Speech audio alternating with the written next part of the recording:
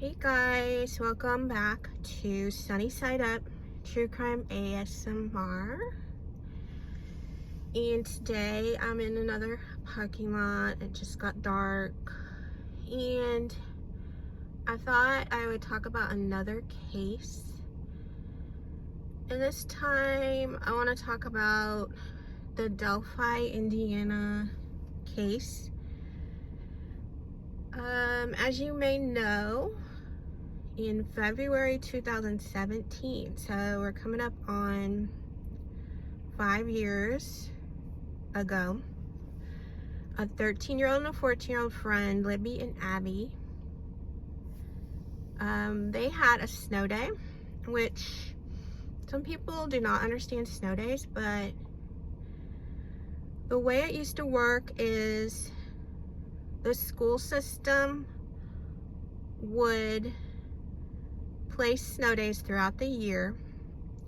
So like February 13th for them was a snow day, which meant if like in December it snowed and they missed school, then they would have to go to school on February 13th to make up for it.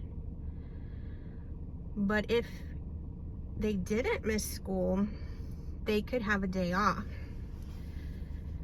So they do that in places where it snows so that kids don't be missing like a whole bunch of school because of the snow. So they had a snow day February 13th, and this is what I've gathered. That Libby and Abby originally did not plan to go to the Monon High Bridge that day. But sometime that morning or afternoon, they begged the big sister to take them to the Monon High Bridge trails so they could just spend time there and take pictures. And some people were like, oh, it was an unusually beautiful day. Well, it was like in the 40s, February, like it's kind of normal. It's not like unusual for Indiana. So it's probably just like a normal day for them. It's probably just the idea they were together, they're friends. They want to spend time doing something different than just being at their house. So they went on the trails that day. And we know they crossed the bridge because Libby took pictures of Abby on the bridge. And as you guys have all seen, this bridge is so tall. It has so many gaps in it. And I certainly would not be crossing that bridge. But when you are young, you just like, sometimes you just, I don't know, you have more confidence, I guess, and you think nothing's gonna happen to you. So at some point, Libby filmed on her phone this guy that was coming towards them on the bridge. And to me, listening to his voice, she also filmed him like saying down the hill, guys down the hill. And so when I first heard of the case, that's what I heard of. I heard just what I told you, the bare minimum. And I thought, wow, this is going to be solved so fast because she actually has video and audio of this guy. You know, how smart of her to do that, especially because she was probably scared. And here we are 5 years later, we still don't know who it was. To me, he sounds like he's 55, at least. It's just his voice. His voice sounds like an older man. And the looks of him too, because he's got that belly. A lot of middle-aged men get that belly. A lot of middle-aged women get the belly. So I'm not you know, I'm not shaming the middle-aged men, but that's the age you get the belly because you are not as active. Food becomes like the highlight of your day. So anyway, he had, you know, a middle-aged body, a middle-aged voice. And I agree with most people, like he got across that bridge so fast that he's had to have done that bridge, like walked that bridge lots and lots of times. So the police have said that he is the guy that is responsible for what happened to them. So what happened, based on my research, is he told them to go down the hill from the bridge. Then apparently there's a little road, like a private driveway, that they would have to cross. I've heard Libby's shoe was found in that driveway. And then there's like some rocks, and then there's a creek. And they were found on the other side of the creek. And they are no longer with us. So because of YouTube, I can't say certain words. So I know most of you have heard of this case. That's why I'm not going into detail because this case is all over the place and it has been 5 years. So like, let's cut through the tape. You know what I mean? Let's just get down to the nitty gritty. So a lot of what I've heard was from Anthony Greeno. I feel he's done the most thorough research because he's interviewed a lot of the witnesses. He's been to the actual crime scene. He's been on the bridge several times. Like, I know a lot of people don't like him for some reason, but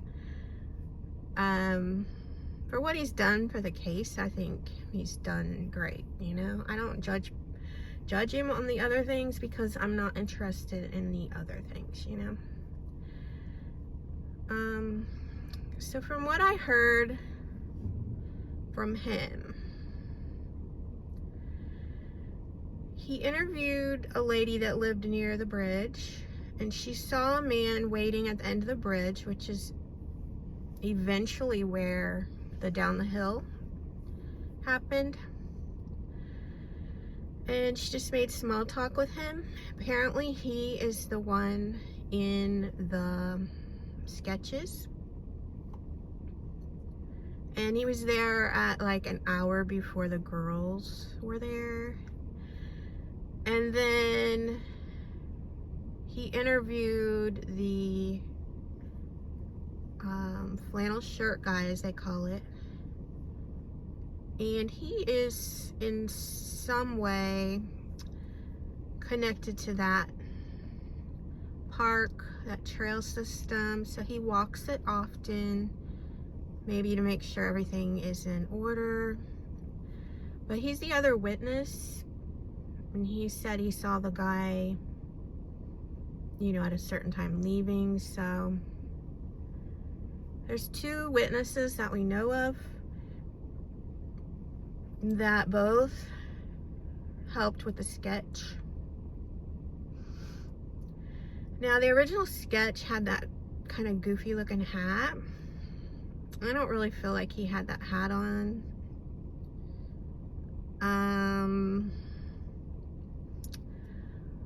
I feel like he could have had a baseball hat on. There are some pictures that look like he's got hair, which originally was why I thought he was Garrett Kurtz, because of all the hair Garrett Kurtz has. I felt like I saw that in the picture. And there's pictures of Garrett Kurtz with that brown hoodie that looks to be what Bridge Guy is wearing. But I feel like if it was Garrett Kurtz, maybe the police would have known by now. Now, this most recent guy that popped up,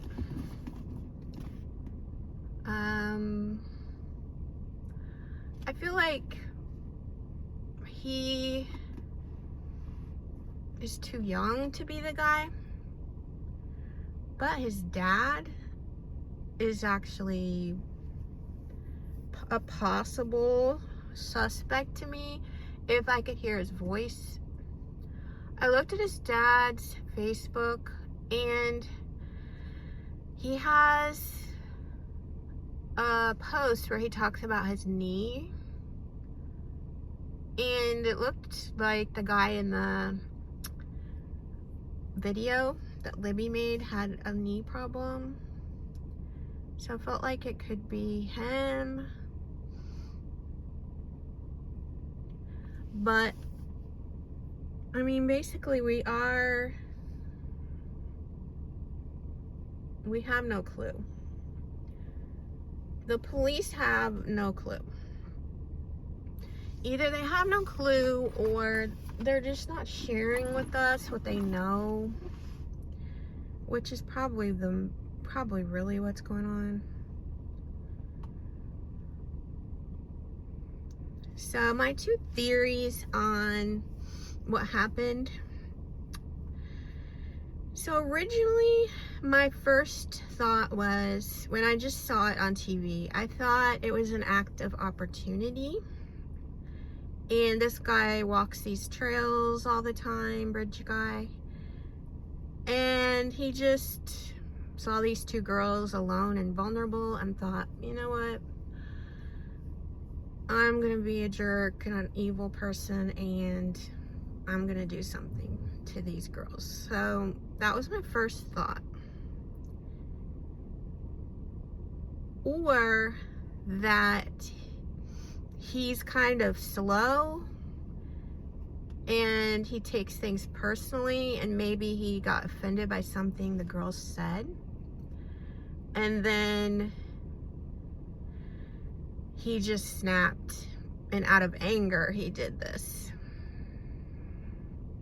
Now the first case scenario is if he was planning to do something to them and they ran, that would make him mad too, to where he just snapped.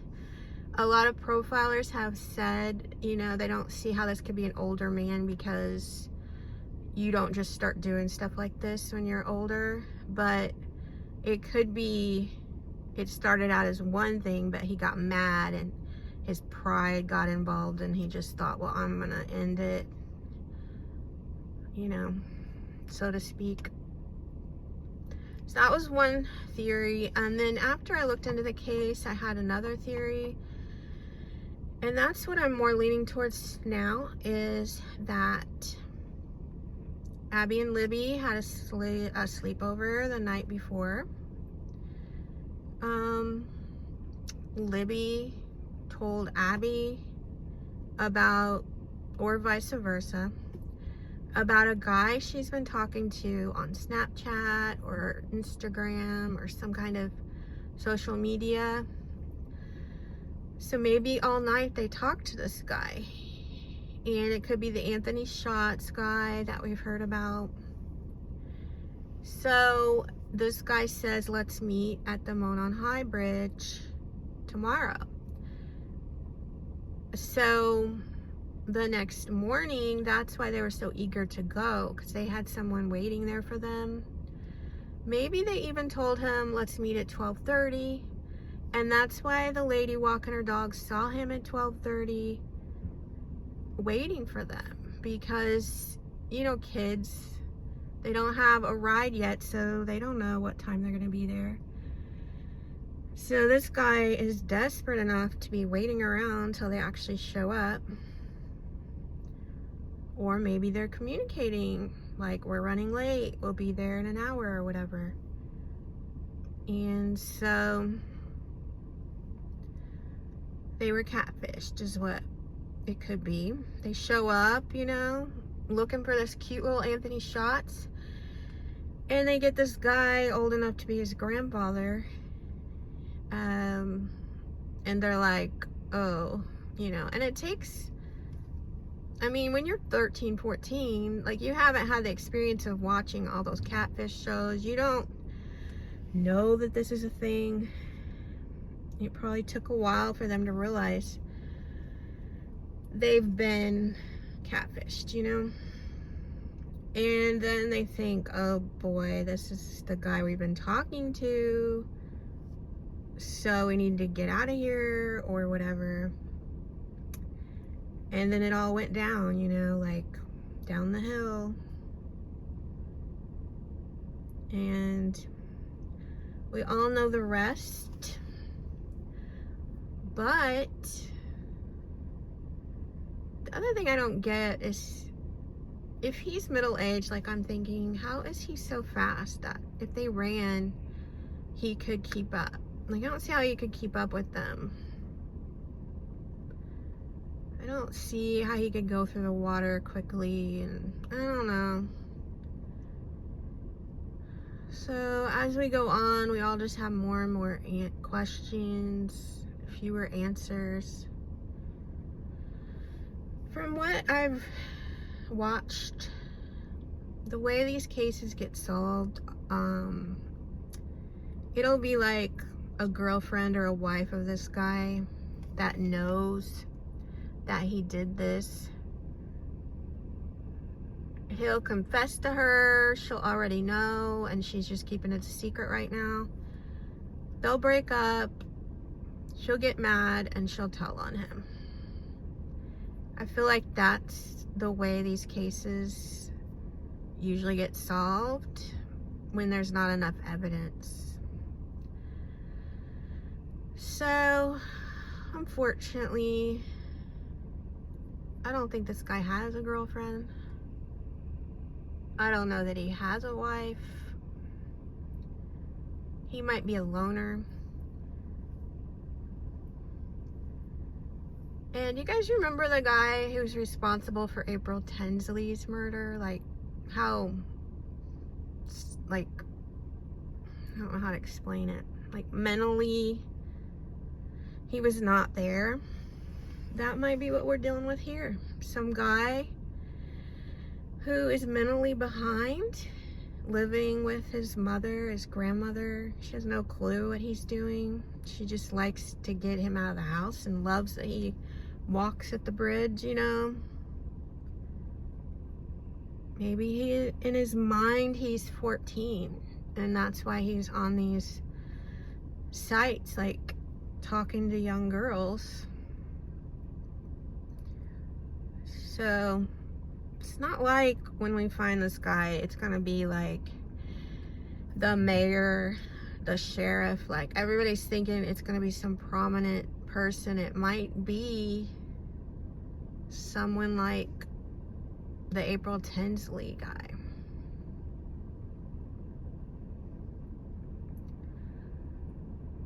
But, you know, I pray they find him.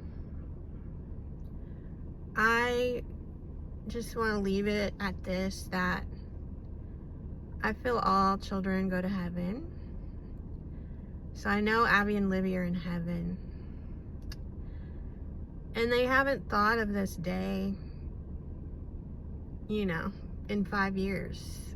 This is not on their minds anymore. This is not a worry of theirs. They are in paradise, you know? They're at peace. I think we all need to remember that, because we're all on that day all the time. We're always thinking of that day, but they're beyond that day, and we probably lived that day way more than they did, you know? So